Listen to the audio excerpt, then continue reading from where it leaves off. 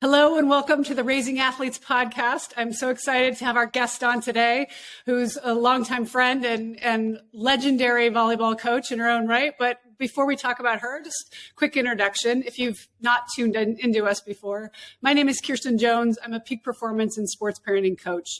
I love helping parents and their athletes figure out what's holding them back, getting in their way, and helping release it and move forward. So today's guest is this amazing coach who I actually got a chance to play with 24 years ago, if that's possible. I don't know, because we're both 29. But yes, Erin Appleman, thank you so much for being on today. Oh, I'm so honored that you asked. And it was great to catch up with you and see you at a volleyball tournament. And it's just so nice to reconnect with people. So I'm thrilled to be here. Yeah. So I was thinking as I was preparing for this, I'm like, what are some of the memories? And I'm like, I remember being in Peterson Gym with no air conditioning, right?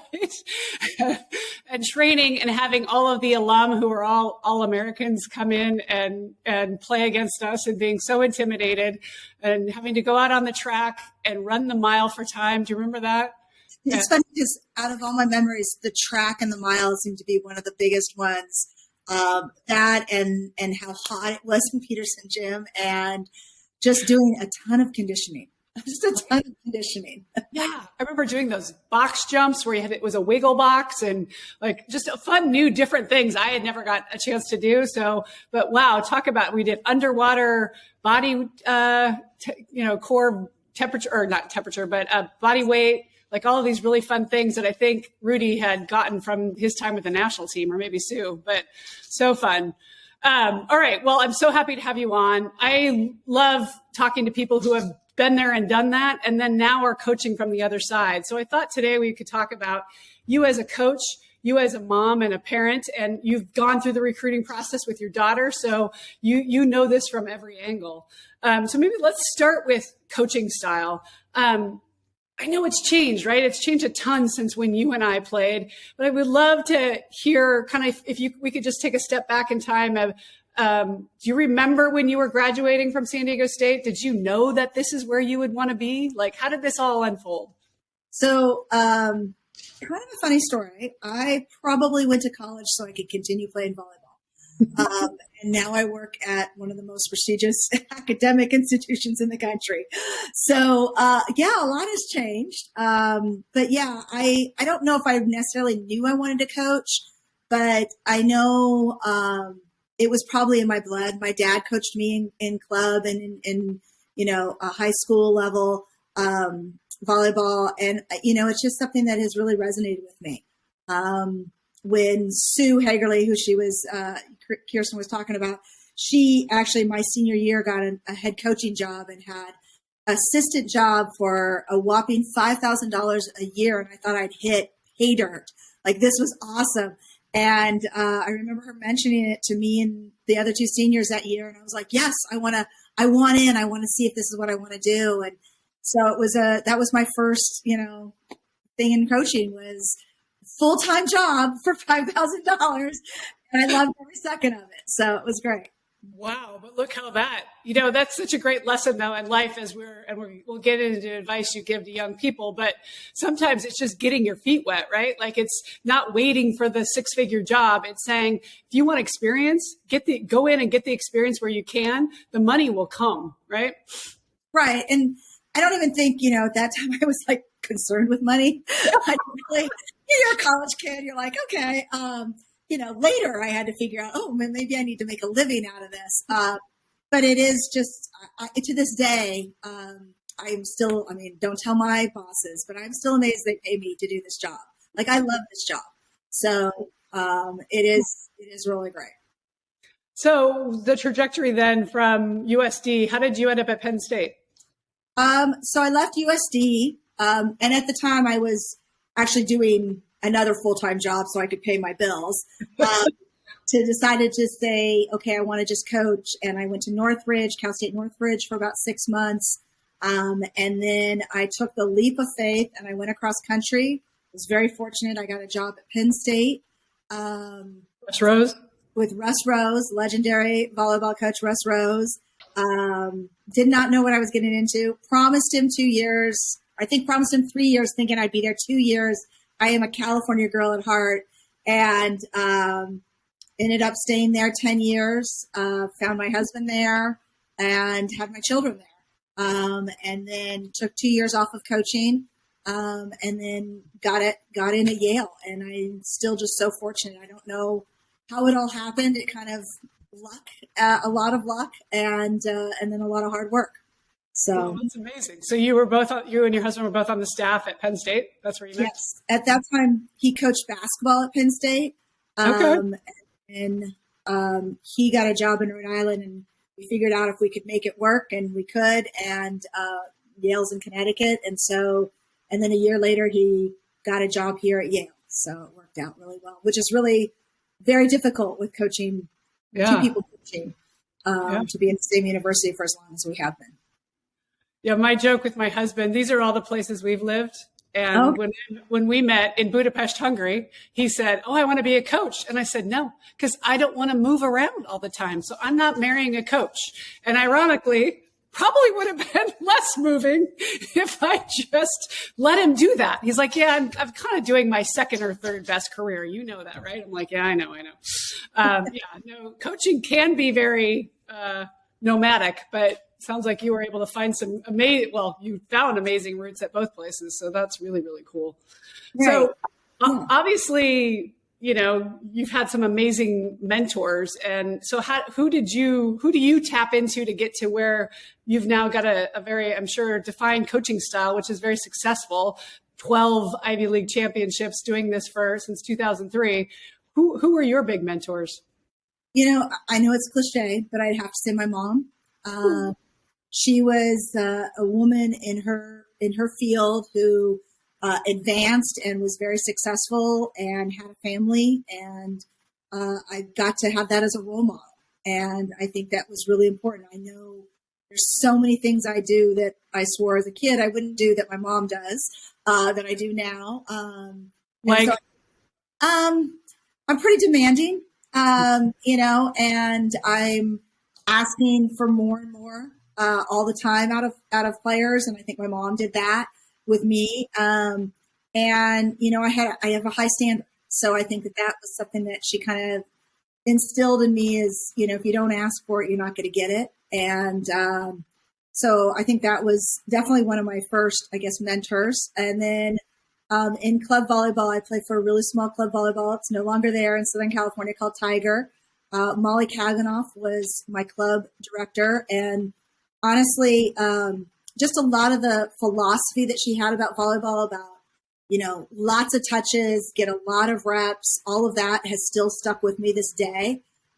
So I think that's been great. And then, obviously Russ Rose has been super instrumental in my coaching philosophy. I always joke that we do everything Penn State does. We just do it for less time and lower on the net. So, but yeah, I borrowed, stealed, almost all of the stuff that I did at Penn State, and obviously modified it for the student athlete. That's a little bit different here at Yale, but it's all the same stuff. It's about the basics and being good at a few good things. So I think that's mastering the fundamentals. Huh? Yeah. What would you say, or what would you like, if we're writing, now looking back, you've decided to retire and move to the Bahamas. What would you like your legacy to be as a coach? I don't think about retirement or legacy. Again, because you love what you do, so you don't need to retire. But I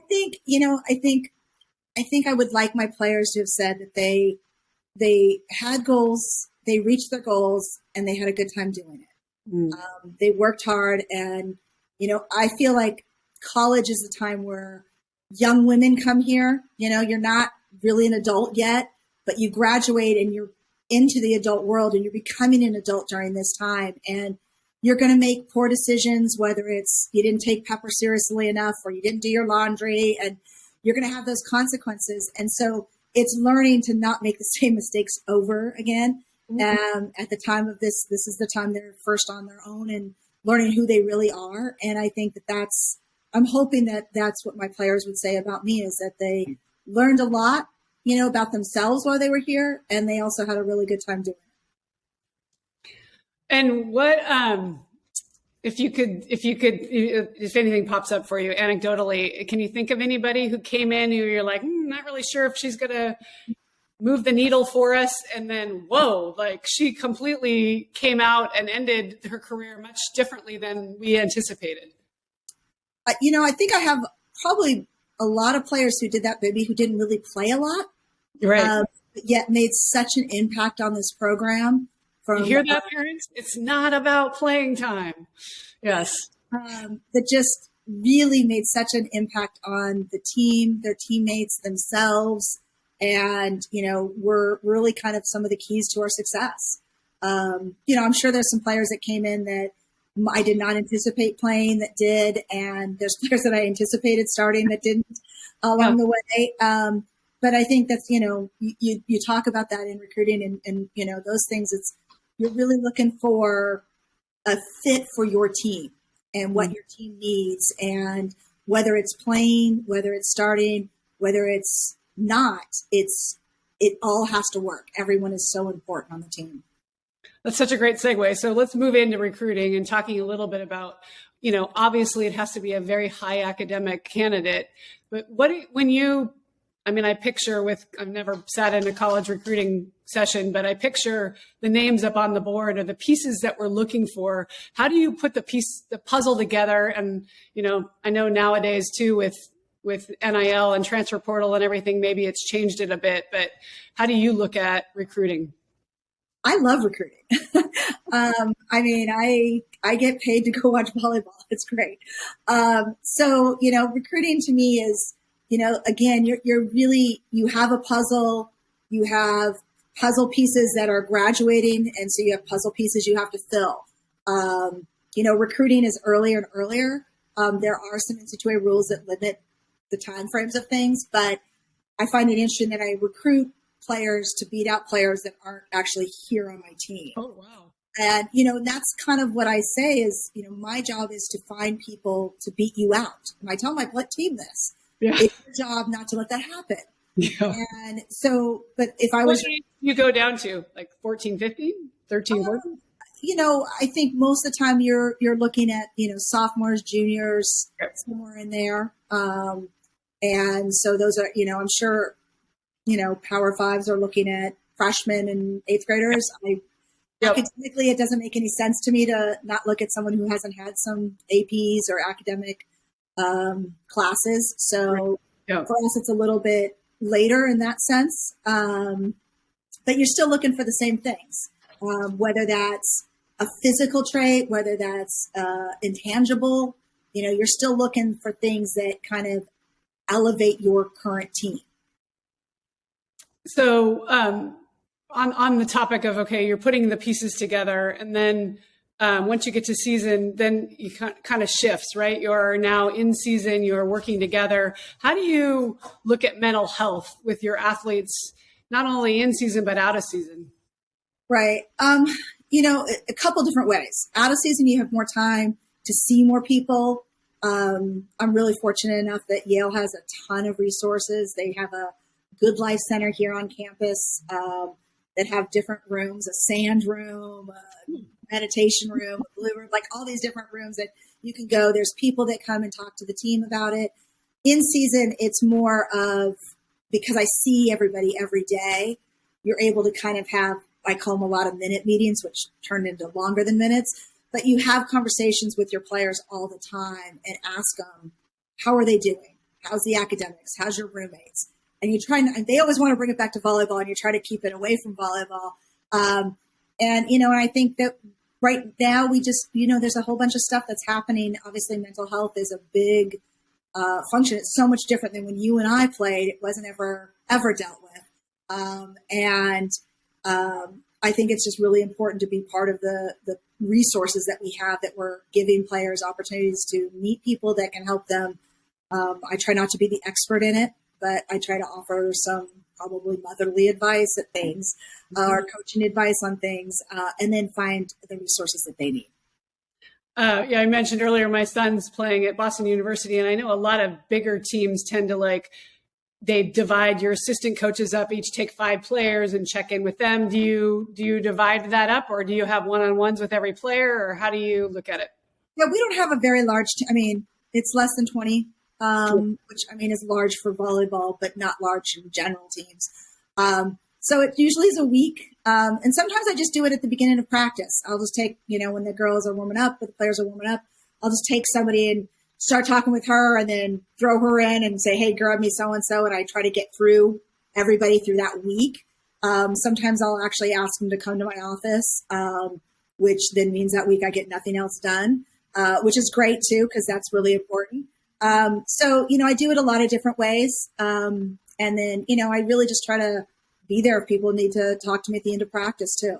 So one of my favorite quotes from Oprah right after she finished her show was she said, it didn't matter who I had on, whether I had the president of the United States or a homeless person or a stay-at-home mom.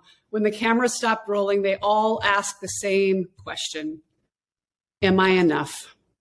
And you touching base with each of your players, that's what you're sending them, right? That message of I am enough. I am seeing whether I'm the starter or whether I'm just getting water.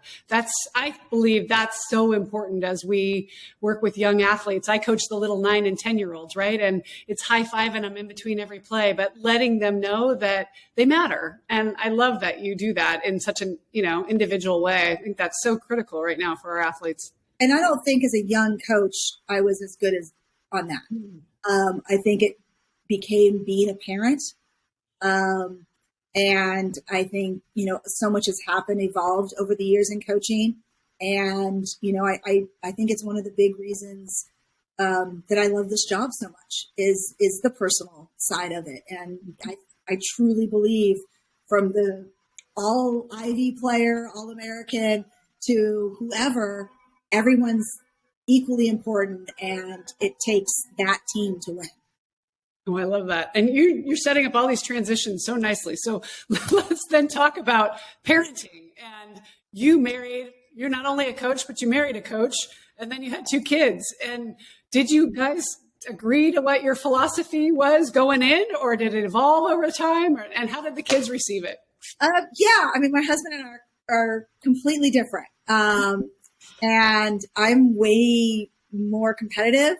He's probably way better athlete than I am, but so I think it was good for both of our children of having a parent they could talk to at different times.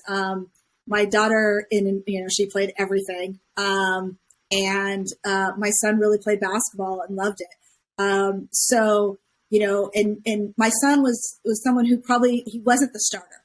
And so we kind of got to see someone who got limited playing time and being part of that process and what it meant to him, and kind of telling him, hey, you're just as important. And if you love it, do it. Don't worry about playing. Did it hurt you as a mom though? Be honest, like you're competitive, like to not see him play, or were you like, nope, it's all good? Yeah, no, because I'm also can evaluate talent, and was where he was. Yeah, there was times when I'm like, come on, coach, let him play more. And, sometimes that coach is my husband. So, and then my daughter just was a natural athlete and was a star of a lot of the things that she did, whether it was soccer or lacrosse or volleyball, basketball. In fact, my husband coached her basketball for 7 straight years. And I was always, you need to play her more. And I'm like, and the other parents think so too. Could you go talk to him about this? He was a really, he wanted everybody on the team played equal time. Like winning wasn't as important as developing and self-confidence and all of that for him. But it was a younger age, so it was a little different. Winning for me is important, so it's a little bit different for the two of us. But there would definitely be car rides with my daughter, and I would say, do you want mom or coach? When she's really got into volleyball. And so usually it was mom. And then about a half hour later, it was okay, coach, and then I would talk to her with both. And I think she's going to become a really good leader because both my kids sat at the dinner table hearing us kind of complain about players who complained. So I don't think either one of them will be individuals who complain a lot in life because of that. I love that question you ask your daughter, because that's kind of the rule that I talk about a lot on here, which is the only 6 words they need to hear when you're driving home is, I love to watch you play. That's it. They don't need that ref sucked or that kid got too much playing time. But then if they're curious and they want to hear your opinion, go have the ice cream and then, check in tomorrow later when all the emotions, both yours, mostly yours and theirs, have settled, right? And honestly, I think most of my responses, I typically start with saying, I love how you led, or I love how you high-fived your teammates, or I don't even get into the physical aspect until way later. It truly is about being the good teammate is really important. Whether they won or they lost, I look back and say, hey, you know what? You need to reach out with your middle and talk to her more and be a better teammate with her and, find ways to make her successful or whatever kind of thing. So a lot of it was more that than anything else. She was a setter too, so it kind of, that's a little different. And so let's talk about her recruiting process. So then you wore the other side of the hat, right? You were on the receiving end of how this whole process was working. How did that go for you? I'll be honest. I was actually shocked at how many people didn't respond to her emails. And so the first time she wrote them, which was early, because I'm like, hey, just send out. And I mean, the first batch she sent out were supposedly my friends. Right. Because I knew physically she wouldn't play at. And very few wrote her back. And then I said, okay, the next letter you have to say, I'm your mother. Have my hook. And she got a lot of responses back. But it was an interesting, process. Obviously, I know a lot of people, so there's some places I did not let her write to.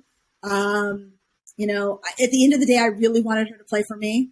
And she wanted a new experience. And so, I'm thrilled for her. She's at Charleston, you said?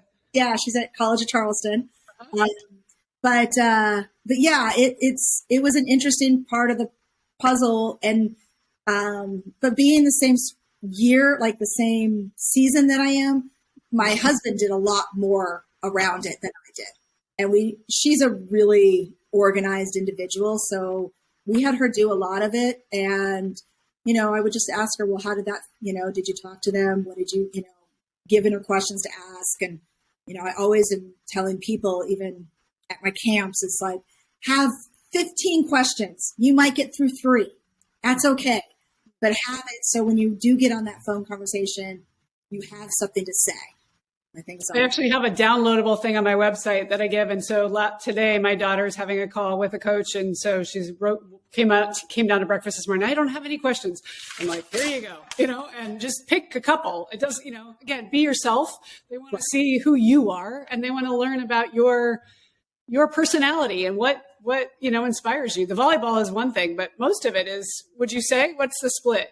Like once you've identified them as a talent, then once you're on the phone with them, you've already identified them as someone who can, talent-wise, skill-wise, those kind of things. It's, again, even this day, and I've been doing this for so long, I will have a list of questions. So if the conversation kind of is stalling, I'll ask them because, again, like I said earlier, I'm trying to find pieces to my puzzle. So it's not just about the physical. It's also who you are, what you're representing, and what you want out of the process. Because a lot of times I'll talk to people and I'll be like, I don't know if Yale's the right answer for you. It sounds like you want something different, which is fine. And that's why you have those conversations for both parties. So I think, having questions, I always think if you do get on the phone with people, and it's funny, my son has an interview later today, and I was like, find out what the person is you want to talk to, what they represent, have that information. So when you talk to someone, you can kind of know something about their school or and it doesn't have to be about the volleyball team or the basketball team. It can be about the school. What do you find interesting? One thing, and then I know, wow, this person is interested in what we have. Because to me, recruiting is all about a match. Yeah. It's all about finding what's comfortable for you, what's comfortable for the school. And, in the sport, it helps narrow your search, but it shouldn't be your search, if that makes sense. Yeah, I had spoke to another coach who mentioned, ask me anything that's not on the website, right? Like to show me that you have interest in the school beyond. And I think that's the problem, even just general student population. Back when you and I applied, I applied to one school, right? That's the one I went to. And now they're applying to 20. So I feel like they feel like, I just have to get volume out, but rather pick 5 that you're interested in and go deep, understand, research, know what they offer, because it's a two-way street. Like I said, it's dating. It's not, do they like me? Okay, I'll go there. But rather, what do I offer? But also, what do they have that will make me, be happy when I get there, right? Right. And, today's athletes and students have the web. We never had that. Right. And so there's so many things you can find out there, about the school, those kind of things, I think is really important. Good. Any other final thoughts on recruiting and advice you would have to parents listening, regardless of sport? What would you say, what's the best piece of advice you could give a parent who has a child interested in playing at the next level, whatever level? Do the research. One of the things I always talk about is people are like, should the parents talk? Should the player talk? I think it's both. I like to do Zoom calls with the whole family. I kind of made a rule, like when you start to pay the money, the parents have to pay money, whether it's an unofficial visit, whether it's a camp, then you might want to get involved because, just signing up for camp is great, but find out, are they interested? Or what do you want out of the camp? Are you just trying to are you interested in that school? Are you just trying to get better? Do you want to find out about it? Those kind of things. So, obviously recruiting is just so different now with some of the NCAA rules and regulations and figuring it all out. But, I think having the player research early with you, without you is important. Early being what, sophomore, junior year, or when would you say that? Yeah. I mean, I do. Take your SATs, ACTs early because you can always improve on them. Get some of that information because then you kind of know. I mean, in life, a yes answer is always the best, but a no is actually okay. It's the maybes out there that kind of mess us all up. Mm-hmm. So, a no for me personally, I can pivot and do something else. But a maybe means I'm holding on to this. So it's finding out, maybe test scores, these aren't the schools I'm going to, or wow, I can go to these schools. Like it's different. So I think finding out the information, and of course I'm talking academics, but you could put that segment into anything. My daughter said she didn't want to go to a city school. She's in Charleston. It's a complete city school. So she did research. We toured so many campuses when she was young. My friends thought I was nuts, and none of them she wanted to go to, but it was like what was available, what was in a 30-minute drive from us just to see the campuses. Do you want to go to a big school? Do you want to go here? Do you want to go here? And that kind of just narrows your focus. And I think that's the hard part is there's a lot of information that's out there with the web, but there's also, it's too much. So trying to narrow, finding out where you're from, visit schools around your area, see what you like and what you don't like.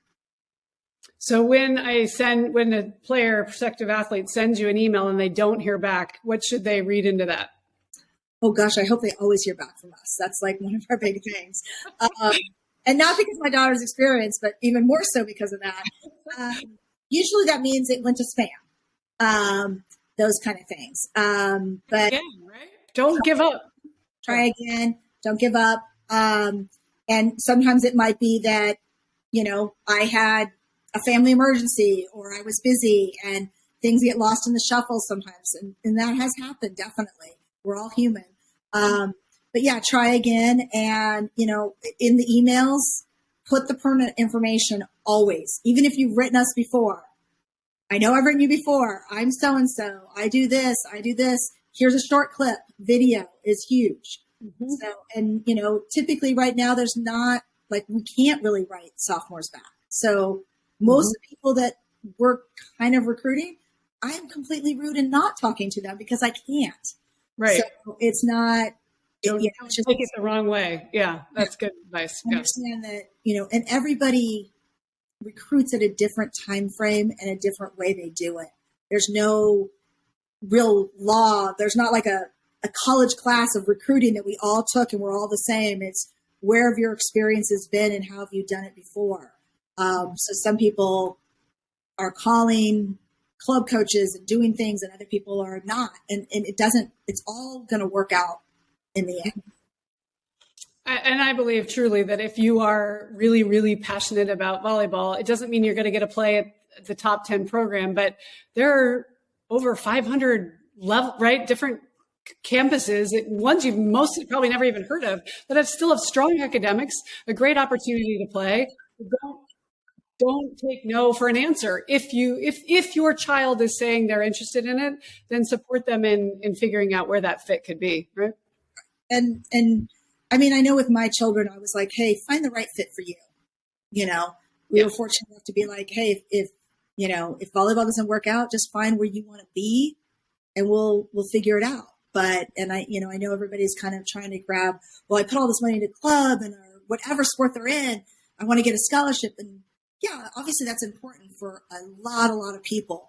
But I also feel like you kind of have to look and say, what is the right fit for this individual, which I know even you talking about your children, all your children are so different in what they want to do and how they want to exceed, and finding out a way to be able to help them.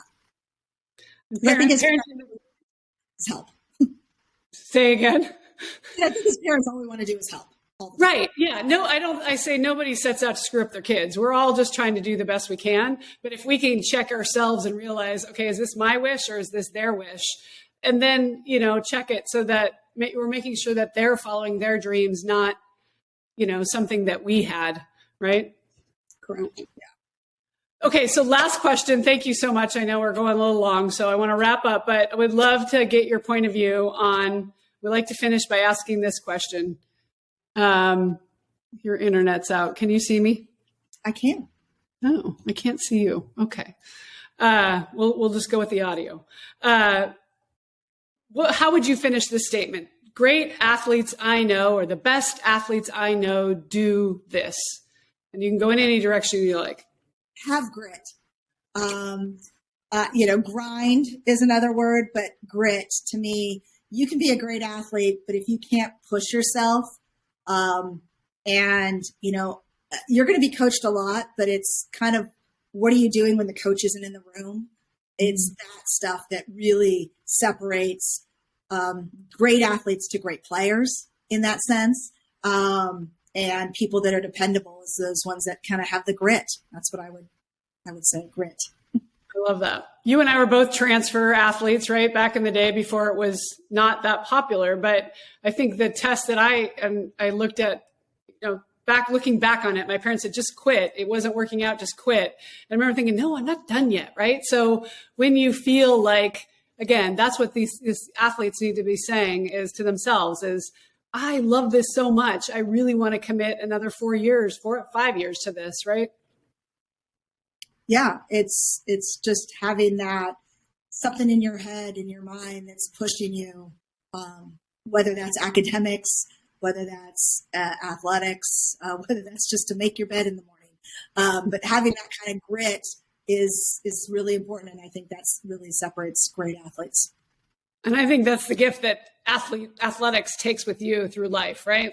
Because at some point the ball stops bouncing, but when you pivot, you take everything you learn from that experience and you take it with you.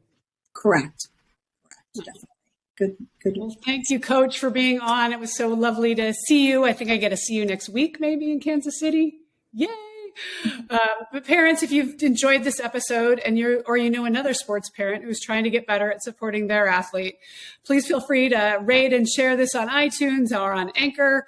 And you can follow the Bulldogs next fall as they chase their 13th Ivy League championship, right? Are we looking good for that? Who knows? Yeah, we'll see. Yeah. Parents at Racing Athlete podcast, we're trying to do every podcast get a little better. It's progress over perfection. So we've now got video. We're doing little itty bitty steps too. So we love all of your feedback. I appreciate the likes and the shares help so much. So our goal is supporting parents in raising not only strong athletes, but extraordinary people who are doing new things, failing forward, standing up and doing it all over again. Let's do this. Thank you. Thanks. Thank you.